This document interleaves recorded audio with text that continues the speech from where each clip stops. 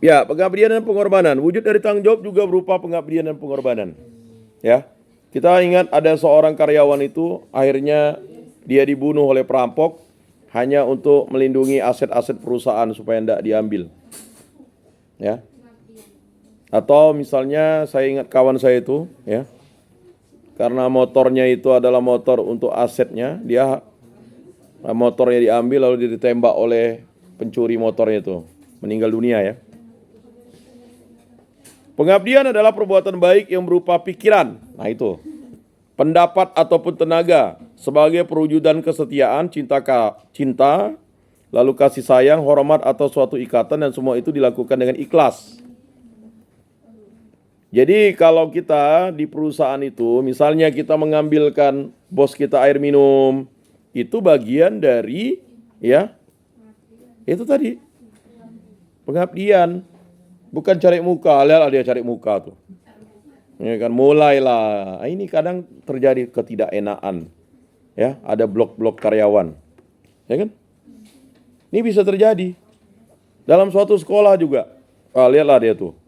Kalau depan kepala sekolah manisnya, kalau tidak ada kepala sekolah kita kayak apa dia? Wah, udah mulai kan. Ini agak terjadi.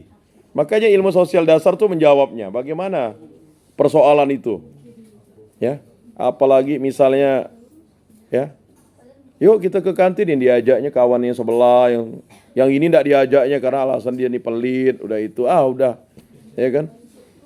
Ini kan terkadang kan kita hidup bersosial dengan orang itu penting. Makanya jangan baper lah, kan begitu. Kalau kamu membagikan makananmu, jangan kamu mengharapkan dia membagikan makanannya, ikhlas gitu.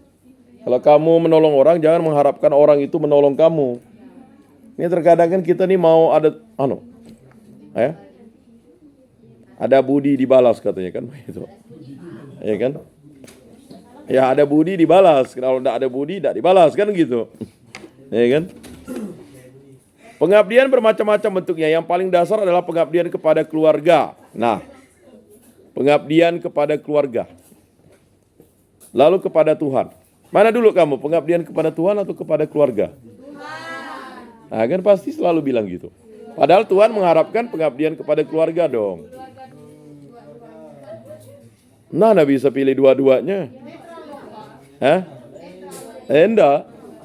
Makanya tadi betul netral dia bilang. Nah, saya tanya kalian, pengabdian kepada keluarga ada pengabdian kepada Tuhan?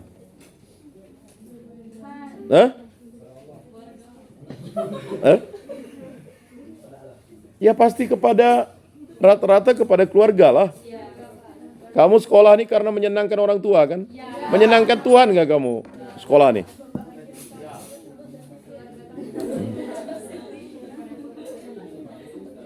Ya karena keluarga zaman modern kan. Nah, coba di RRC itu kan banyak yang tidak mengenal Tuhan. Dia pengabdiannya kepada keluarga. Makanya jangan heran tuh kalau dia buat TikTok tentang pengabdian kepada mamanya, bapaknya, ya kan? Makan itu, ya kan? Jadi harus kita lihat juga ya, di semua negara itu, ya. Nah, kemudian pengabdian kepada Tuhan, ya. Mengapa Tuhan itu di tengah-tengah? Lihatlah salib itu, Tuhan itu di tengah-tengah kan? Karena Tuhan tuh paham kebutuhan kita, makanya diberikan kita keluarga. Dan kepada negara, berikanlah apa yang menjadi hak kaisar dan berikanlah apa yang menjadi hak Allah. Pengabdian kepada keluarga bisa dilakukan dengan menjaga nama baik. Nah, nama baik. Ya, keluarga, nama baik. Kan kalau kalian boncet kan alamak anak si Pak Ano tuh boncet ketua umat. Nggak ke malu tuh. Ya enggak? Gila anak ketua umat boncet, MBA, merit by accident gitu ya. Mudah sih, orang sih ngomong congornya nyaman ya ngomongnya tuh. Ya kan? Lalu ada pesta resepsi. Wih, lihatlah perutnya besar tuh gitu ya. Biasa anak muda katanya. Tapi ya kalau kamu coba. Kalau kamu punya itu tadi saya katakan tuh. Ya. Etika. Ya, moral tadi. Gara-gara pacarnya tak mau putus dengan dia boncet kan. Itu berarti biadab namanya tuh. Ya biadab lah. Dia bilang Masih syukur dia tanggung jawab. Iya. Tapi biadab itu kan ada level-levelnya kan begitu. Ya kalau kalian tidak setuju, masa mau gak kamu? Ah, tadi yang katanya kalau misalnya pacarmu menghamili kamu, mau? Ah, enggak.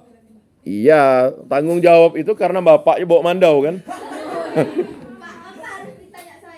Enggak, kamu tadi karena kamu penilaian interpretasi kamu terhadap biadab itu kamu anggap itu yang penting dia bertanggung jawab.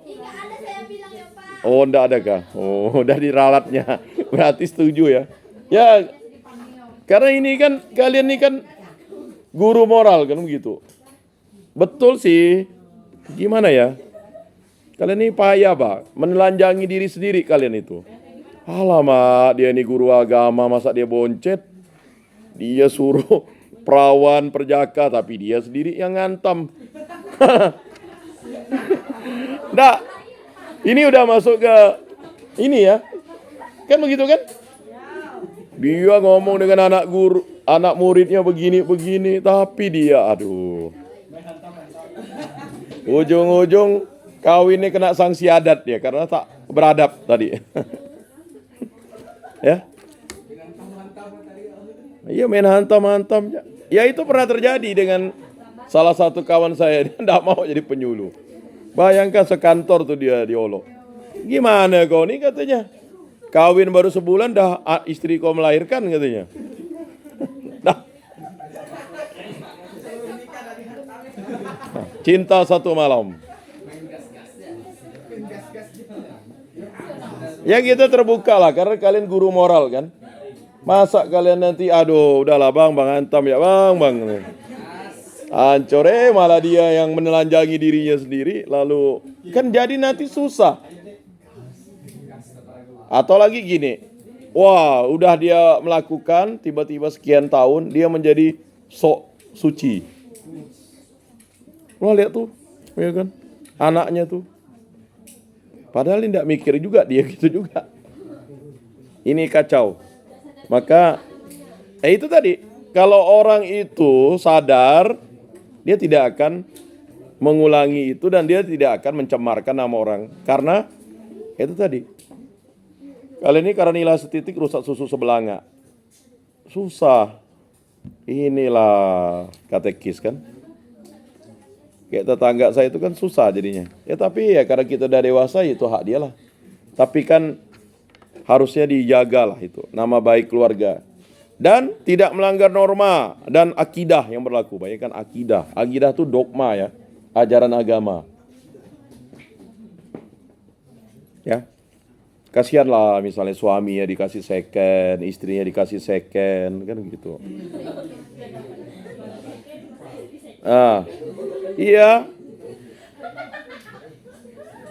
Masa dari ujung kaki sampai ujung rambut kau persembahkan second untuk suami dan istrimu. Di depan Tuhan loh ya. Menerima dalam suka dan duka. Untung dan malang, sehat dan sakit. Tapi dia udah berbohong. Udah pernah boncet kena orang kan. Udah pernah memboncetkan orang. Bukan ADA. Hancur ah. Ini susah kalau udah begitu. Ya. Akhirnya 5 tahun kan pisah. Ngapa? Dia udah punya anak. Ya. Ini kejadian-kejadian yang nyata ya. Udah mau diberkati, kelahi. Papa katanya. Oh, papa. Coba kalian bayangkan dalam perkawinan kalian tiba-tiba calon suamimu dipanggil papa sama anak kecil. Mana ndak kamu tuh mau taruh di mana? Hah?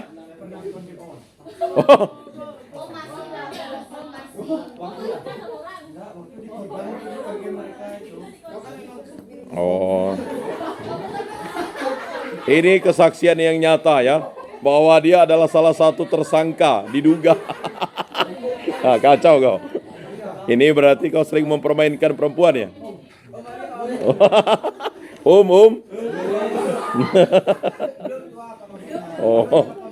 Oh bagus lah kau dipanggil Om, karena kan mungkin tampangmu tentara.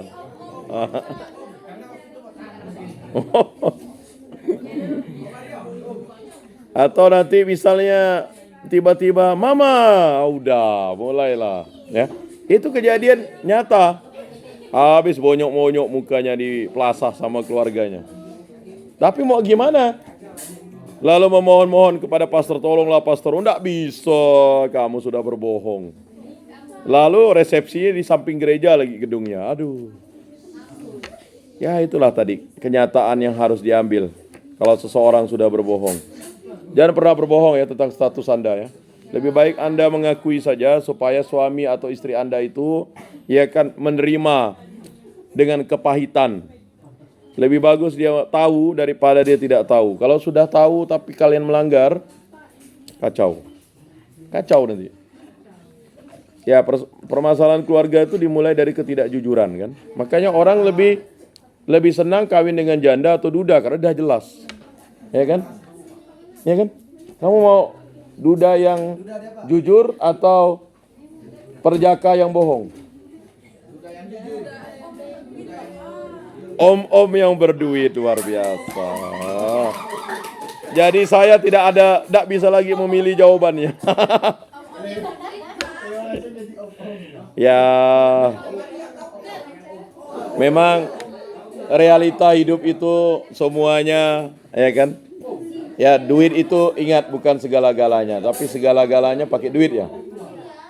Duit itu bukan segala-galanya, tapi segala-galanya pakai duit. Ya udahlah. Carilah om-om yang berduit itu. Oh, ada. Makanya kalian bekerjalah. Kalau mau dengan Petronella nih. Ya kan?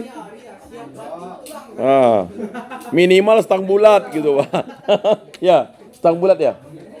Oh iya Pak katanya. Setang bulat. Hah? Kalau dulu pantat berasap dikasih obat nyamuk. Aduh. Supra dikasih stang ya? Stang mobil. Saya kemarin reunian dengan seorang ibu tuh. Jadi ceritanya kawan saya itu kan mau dengan anaknya. Jadi anaknya ini diapeli oleh pacarnya pakai Ninja ya. Sedangkan kawan saya pakai Prima. Jadi dia minder lah, ya kan. Kau tulis ya motor kau tuh Samurai X, saya bilang lebih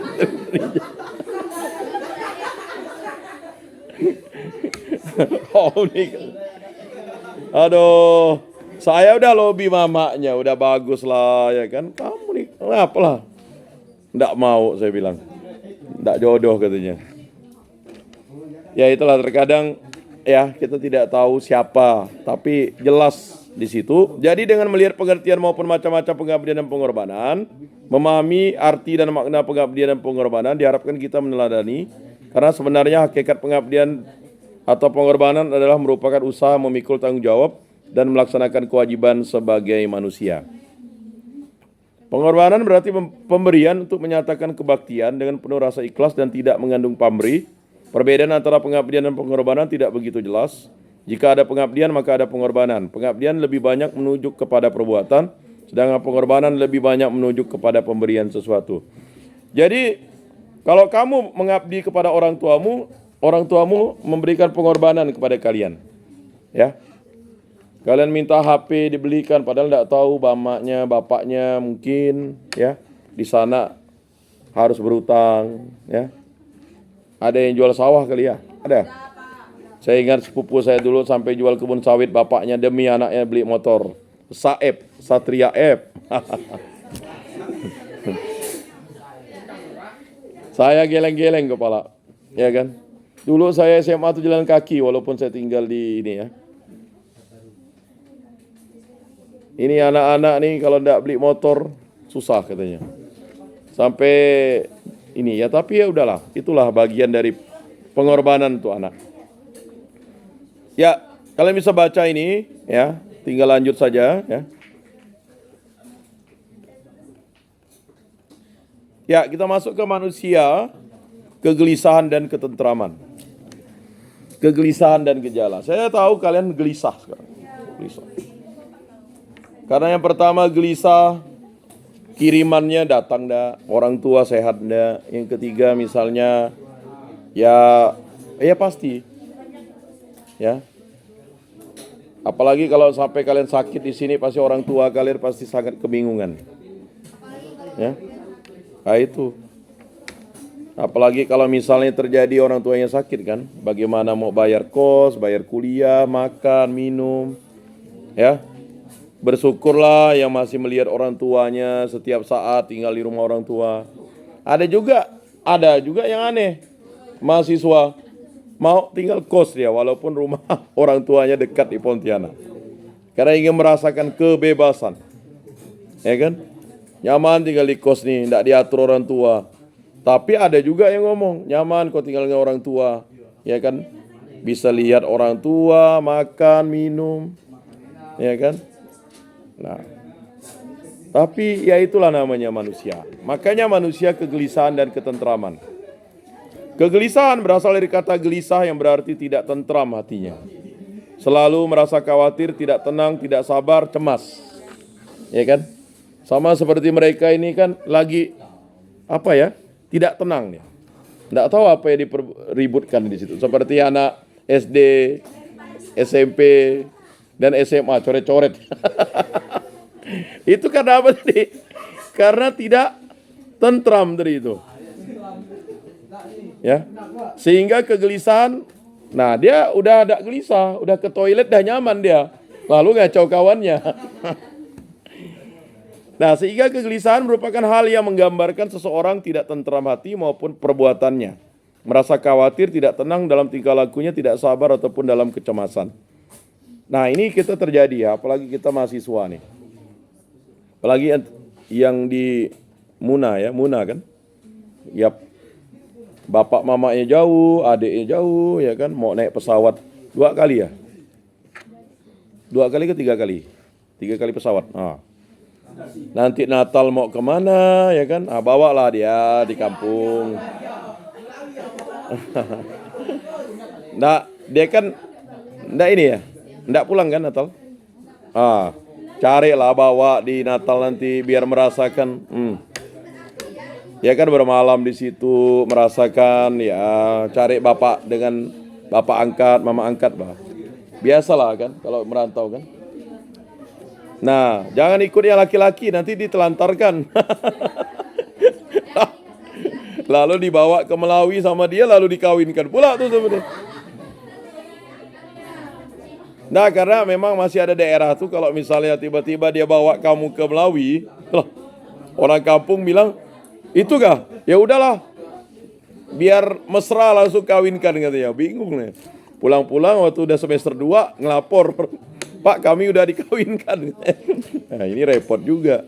Ya. Ya, mungkin ada daerah yang enggak lagi kan. Tapi tetaplah.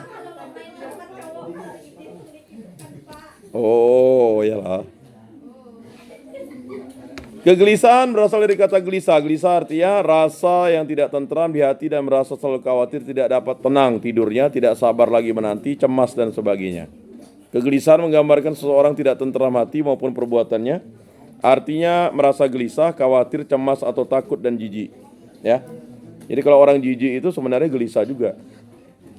Yolah ke kampung saya, ndak di sana banyak babi, itu kan jijik namanya. Ya kan? Berarti dia tidak tentram di situ. Rasa gelisah ini sesuai dengan suatu pendapat yang menyatakan bahwa manusia yang gelisah itu dihantui rasa khawatir atau takut. Jadi kawan kita ini datang dari Sulawesi, pasti dia kemarin ada enggak khawatir dan takut ke sini? Mamamu, khawatir kan? Nah, pastilah anak perempuan, anak gadis ya pergi ke sini merantau. Nanti siapa yang ini ya? Ya kan? Siapa yang mau monitornya? Enggak tinggal di asrama. Kalian lah yang mau monitornya. Kalau dia sakit kan kalian yang ngurus. Siapa yang mau ngurus? Masa suruh mamanya datang dari sana 3 kali pesawat? Ya. Ya, kalau ada kakak ya puji Tuhan lah. Wah, cowoknya enggak masalah. Ini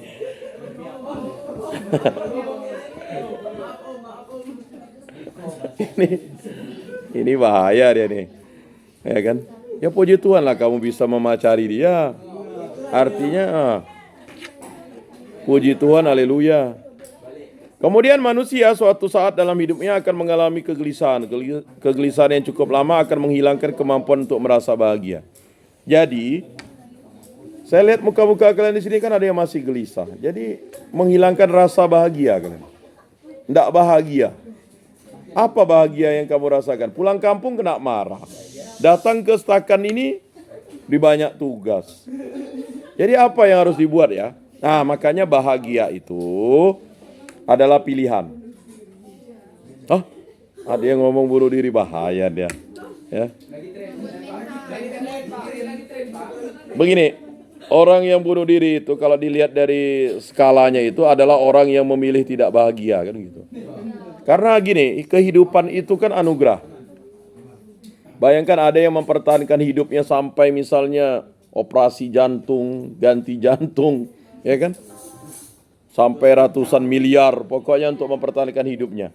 Dia dikasih anugerah hidup, gampang aja dia itu. Ya. Nah, mengapa terjadi kegelisahan itu? Karena dia tidak memilih hidup bahagia. Tadi Petronella katakan dia bahagia kalau dapat om-om yang berduit begitu kan. Biarlah dia dengan pilihan kebahagiaannya karena itu pada saat sekarang yang dia pikirkan, ya, yang dia rasakan. Tetapi dia pasti akan menilai lagi dari skala yang lain lagi kan begitu ya. Kan tidak mungkin begitu juga kan. Jadi dia akan menurunkan standarnya. Jadi kalian harus jadi om-om dulu kan gitu. Kalian jadi om-om dia udah tua juga sama lah. Susah kan? Kegelisahan yang timbul dalam diri kita sebenarnya dibuat oleh kita sendiri. Ya kan? Jadi manusia selama ini seringkali tenggelam dalam kegelisahan. Berbagai penyebab kegelisahan telah menyita waktu dan perhatian manusia. Dan sayangnya banyak yang tidak menyadari betapa mengganggunya kegelisahan itu. Ya, jadi sekali lagi kegelisahan yang timbul dalam diri kita sebenarnya dibuat oleh kita sendiri. Kita ciptakan mereka di dalam pikiran kita melalui ketidakmampuan ataupun kegagalan untuk mengerti bahasa perasaan keakuan dan melalui hayalan yang melambung serta kesalahan dalam menilai setiap kejadian atau benda. Nah, tadi saya minta contoh kasus Petronella. Ini Petronella ya menggambarkan itu, kegelisahan yang terjadi dalam pikirannya. Bagaimana dia bisa Jadi begini, yang disampaikan dia ini realita. Sekarang apakah yang kamu nilai untuk dia itu negatif atau positif? Tergantung sudut pandang lagi. Maka ada point of view-nya. Kalau kalian punya paradigma ilmu sosial dasar, oh kamu bilang itu positif saja. Ya kan? Realistis. Tapi ada juga kalau yang lain menganggap tadi, ya kan? Tidak realistis. Nah, lalu hanya jika kita dapat melihat suatu kejadian atau benda dengan apa adanya bahwa tidak ada sesuatu apapun yang kekal di dunia ini dan bahwa keakuan kita sendiri merupakan khayalan liar yang membawa kekacauan dalam pikiran yang tidak terlatih. Jadi ada kekacauan. Misalnya memilih punya pacar atau tidak. Ya kan? Nah itu kan sekarang. Makanya jangan ditetapkan. Kegelisahan adalah suatu rasa tidak tentram, tidak tenang, tidak sabar, rasa khawatir, cemas pada manusia. Kegelisahan merupakan gejala universal yang ada pada manusia manapun. Namun kegelisahan hanya dapat diketahui dari gejala tingkah laku atau gerak-gerik seseorang dalam situasi tertentu. Jadi kegelisahan merupakan sesuatu yang unik sebagai manifestasi dari perasaan tidak tentram, khawatir, ataupun cemas. Jadi yang bisa melihat kita gelisah itu adalah diri kita sebenarnya. Yang paling tahu diri kita gelisah atau tidak. Misalnya kayak dia tadi itu gelisah tidak pipis kan, gelisah dia. Rupanya dia untuk supaya dia tentram kembali dia pergi ke toilet. Ya kan? Setelah pergi ke toilet dia mengganggu, berarti orang jenis ini adalah titik. Ya, masing-masing yang hadir di sini bisa, oh ini dia ini nakal, yang ini dia ini memang jahil, oh anak ini. Jadi semuanya punya penilaian kan kepada dia. Nanti pun sampai dia selesai nanti misalnya kalian reuni 20 tahun lagi. Oh ini dia nih nakal nih dulu. Ya kan? Jadi apa yang digambarkannya itu akan menampilkan karakter dia nanti. Ya. Kan begitu. Jadi kalian akan lihat dia dulu nakal di kelas kan. Jadi interpretasi kamu sampai nanti pun bisa ya orang seperti ini, ya kan? Jadi bupati padahal dia nakal dulu misalnya. Dulu dia nakal tuh, ya kan? Semua pantat cewek dipegangnya. Itu pelecehan sekarang ya kalau pegang pantat cewek ya. Ya. Kalau sekarang enggak bisa kalau megang pantat cewek dia lapor habis kamu. 2 alat bukti saja. Pakaiannya dengan dirinya, pengakuan dirinya dan disaksikan 2 orang saksi. Habislah kamu. Iya kan? Mulai dia berhayal. Loh. Malah dipraktikkan. Jadi saya minta tambahan waktu 15 menit ya. Sebenarnya udah habis ya.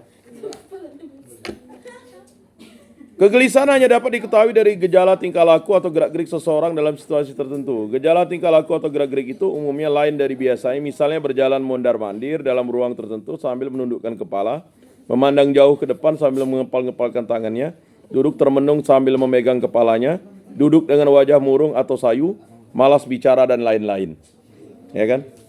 Ya ada yang lihat kukunya lah, ada yang menghayal lah, ya kan? Ada yang belum makan lah. Ya.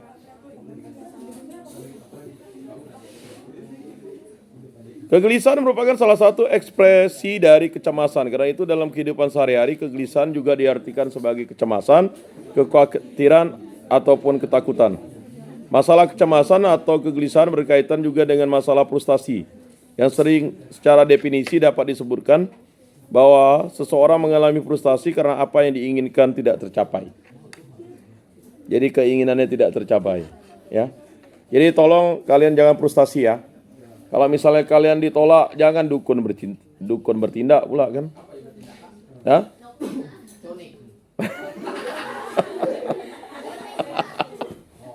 Itu adalah orang yang gelisah, ya kan? Jadi kalian harus positive thinking. Bukan dia laki-laki di dunia ini, bukan dia perempuan di dunia ini. Masih banyak, ya kan? Nah, jadi seperti itu. Jadi kata orang, kalau jadi orang cantik tuh mudah ditaksir orang. Tapi susah juga dia memilih. Ya susah dia memilih. Ada pengalaman dengan kawan saya tuh dia cantik. Banyak yang datang ke dia. Tapi enggak ada satupun yang serius dia pacari. Jadi lama lah dia menentukan jodohnya tuh. Ya kan? Karena dia merasa cantik kan gitu. Merasa cantik itu susah gitu Pak. Apalagi dia cantik kan. Seorang artis kan, kurang apa lagi, kaya. Ya saya tidak nyebutkan orangnya, tahu kan. Kaya, kemudian dia penyumbang. Tapi dia susah sekali menentukan pilihannya untuk punya suami kan. Udah berganti-ganti ini. Ya karena apa? Itu tadi, ketika orang itu sudah merasa cantik dan cantik, dia akan punya mental blocker namanya. Sama juga kalian nanti kalau misalnya dilamar orang kan. Kan standarnya kalian buat kriteria dulu. Oh dia ini harus Katolik. Kemudian dia bukan suami orang kan. Kan gitu standarnya kan. Kemudian om itu maksudnya dia ada mendefinisikan 2. Kalau suaminya bukan polisi, tentara. Oh begitu. Maksimal berapa? 11 tahun. Nah, dia udah menetapkan kriteria, urusan dia lah. Nah, kan? Nah.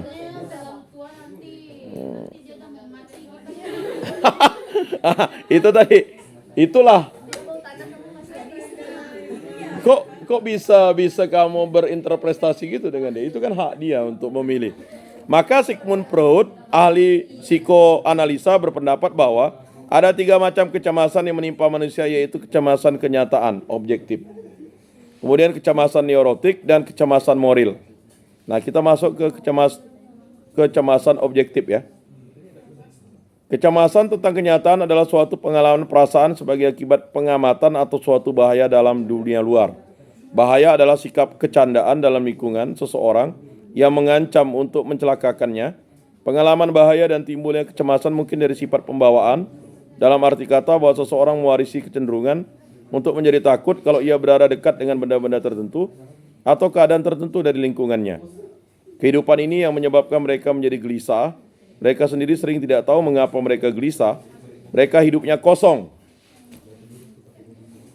Ya, coba dicek kalian nih kegelisahan apa? Ya, dan tidak mempunyai arti. Enggak, ini kan ada 3 kegelisahan oleh Sigmund Freud tuh. Kegelisahan yang ini objektif ya. Jadi kegelisahan tadi saya katakan kalian nih yang mana kegelisahan sekarang itu? Ya. Kenyataan. Ya. Contohnya misalnya begini ya. Jadi sering ditimpa kegelisahan ya. Jadi kegelisahan objektif kenyataan kan tadi kan. Contohnya ini misalnya, Tini seorang ibu muda mempunyai anak berumur 2 tahun, Tina namanya. Tina tumbuh sehat, montok, lucu, lincah dan sangat akrab dengan ibunya. Hampir seluruh waktu Tini tercurahkan untuk Tina. Ia keluar kerja demi Tina, anak yang baru seorang itu. Sekonyong-konyongnya Tina sakit, muntah-muntah disertai buang air. Tini bingung, anaknya segera dibawa ke rumah sakit. Kata dokter, Tina harus dirawat di rumah sakit dan tidak boleh ditunggui. Tina menangis terus, tapi ibunya harus meninggalkannya. Tini gelisah, cemas, khawatir memikirkan nasib anaknya. Pada contoh tersebut jelas bagi kita bahwa kegelisahan yang diderita, ya. Jadi ini saya mau contohkan oleh ibu Tini adalah karena adanya bahaya dari luar yang mengancam anaknya. Nah, jadi tadi wajar misalnya, siapa yang dari Muna ini saya lupa namanya? Aprina. Dia punya kegelisahan objektif. Karena dia khawatir dengan orang tuanya khawatir dengan dia. Kemudian kegelisahan neurotik, saraf. Kegelisahan ini berhubungan dengan sistem saraf yang bekerja secara alami ketika tubuh merasa terancam atau mengetahui akan ada suatu hal berbahaya yang akan terjadi. Tubuh tidak diperintahkan untuk melakukannya. Singkatnya, kegelisahan ini ditimbulkan oleh suatu pengamatan tentang bahaya naluriah. Contohnya kegelisahan para peserta Indonesia mencari bakat ketika akan mengetahui siapa yang harus pulang pada malam mereka tampil, dan kegelisahan murid-murid sekolah ketika menunggu hasil ujian akhir. Kan begitu. Nah, ini kegelisahan yang sering terjadi di kalian, neurotik, saraf. Bahkan ada yang sampai pipis di celana, saking dia ya kan mengatasi kegelisahannya. Ya. Penasaran dengan nilai, neurotik lah namanya tuh. Tapi kalau kalian mengikuti perjanjian kita yang waktu awal itu pasti kalian tidak gelisah kan? Kegelisahannya terjadi kan karena ada kesalahan interpretasi. Ya, berikutnya kegelisahan moral. Ya. Kegelisahan ini muncul dari dalam diri sendiri, sebagian besar karena rasa bersalah atau malu dalam ego yang ditimbulkan oleh suatu pengamatan bahaya dari hati nurani. Hal ini timbul karena pada dasarnya setiap manusia mempunyai hati nurani dan sadar atau tidak mereka tahu mana hal yang benar dan mana yang salah. Walaupun mereka melakukan kejahatan, setiap orang pastilah tahu hal yang dilakukan itu adalah salah. Keadaan mungkin yang memaksa mereka melakukannya, jadi mereka tetap mempunyai rasa bersalah dan mengalami kegelisahan moral itu. Contohnya setelah terungkap permasalahan korupsi di tubuh KPU, banyak pihak yang terkait merasa gelisah. Jadi begini, ini saya lihatkan ke lembaga. Jadi kalau kalian tidak jujur dengan suami kalian nanti, waktu perkawinan akan terjadi kegelisahan moral. Kalian akan menghantui diri kalian seumur hidup. Nah, ini saya baru mendengarkan sharing waktu itu beberapa tahun yang lalu pas saya nyetel video. Dia tuh rupanya mengalami dia tidak paham kalau dia dicabuli oleh pamannya. Tapi itu dipendamnya sampai suaminya meninggal. Dia tidak cerita dengan suaminya kalau dia pernah mengalami namanya pencabulan. Nah, dia udah jadi nenek-nenek baru dia ungkapkan dengan pada. Bayangkan. Jadi perempuan tuh bisa menutup rapat. Ya kan? Ya itu bukan aib karena dia kan tidak tahu. Aib itu begini ya.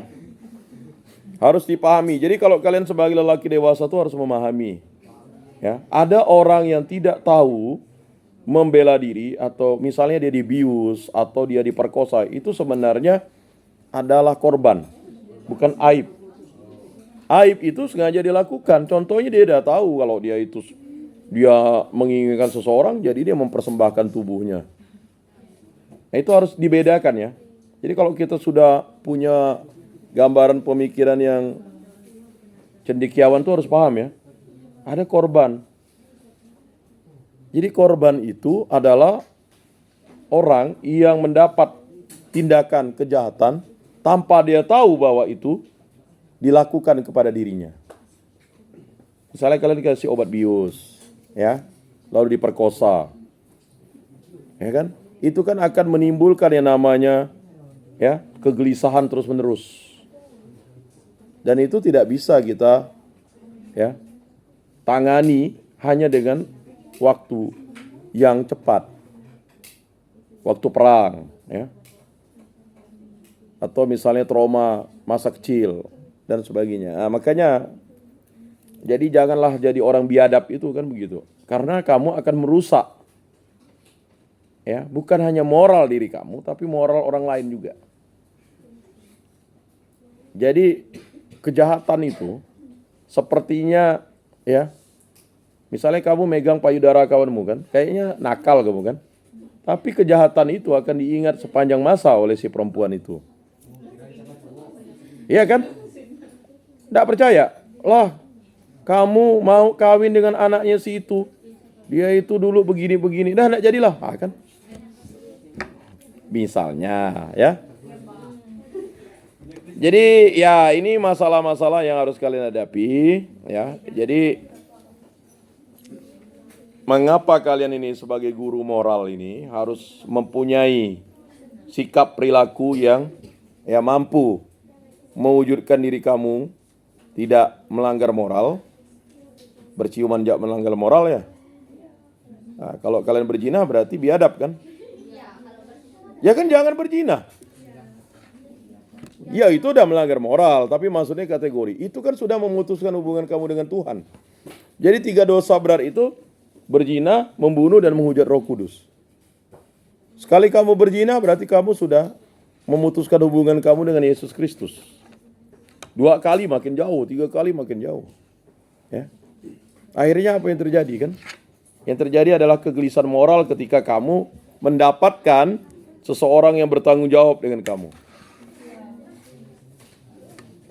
Ya memang ini kan. Jadi kalau misalnya kita bayangkan itu ya. Jadi misalnya kayak gini nih. Semuanya idealnya mau gitu ya?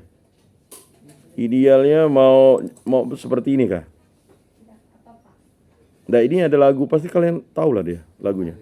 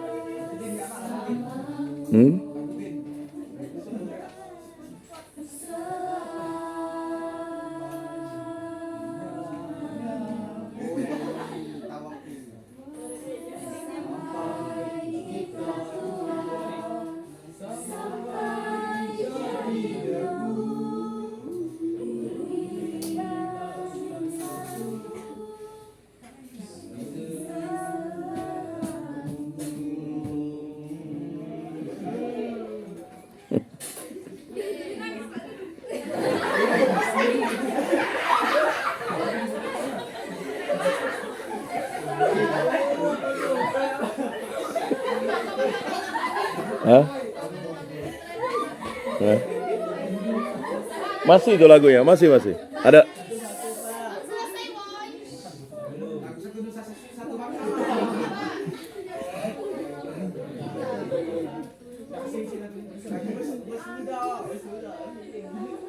Ini laki-laki.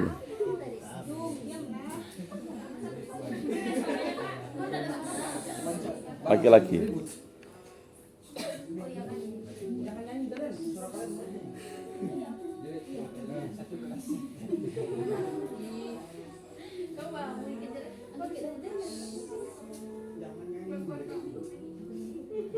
itunya.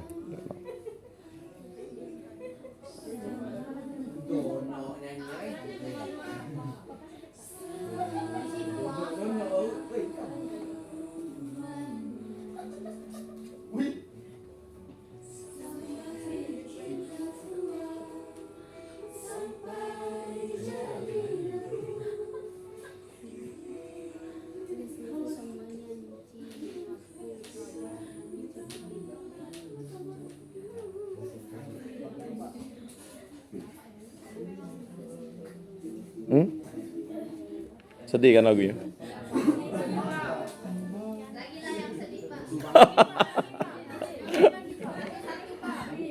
Ya, satu aja dulu untuk mengungkapkan kegelisahan. Nanti saya kirim di grup lah lagunya kan. Biar kalian hafal dan mengingat itu, ya kan? Cukuplah satu dulu, minggu depan satu lagi kan. Nah, ini jauh belum hafal lagunya.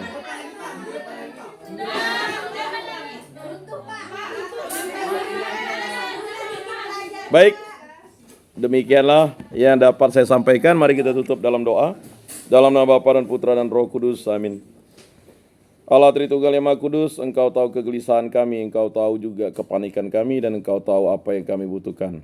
Kami para anak-anak-Mu hanya membutuhkan kasih sayang dan cinta kasih daripadamu, terutama dari orang tua kami, dari orang-orang yang kami cintai.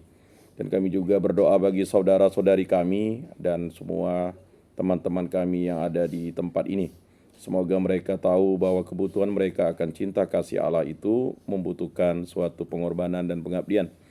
Berkatilah kami agar kami selalu mampu menjadi pribadi yang siap sedia untuk mengabdikan diri kami menjadi katekis, dan yang paling utama kami menyelesaikan pendidikan kami tepat waktu 4 tahun dengan nilai yang terbaik. Semoga apa yang kami dengarkan dan kami pelajari di tempat ini menjadi bukti cinta kasih kami kepadamu. Semua doa kami serahkan dengan perantaraan Tuhan kami Yesus Kristus yang hidup dan beraja dan sepanjang segala masa. Amin. Dalam nama Bapa dan Putra dan Roh Kudus. Amin. Salam kasih damai dan sejahtera. Tuhan memberkati, menyertai dan melindungi. Salve.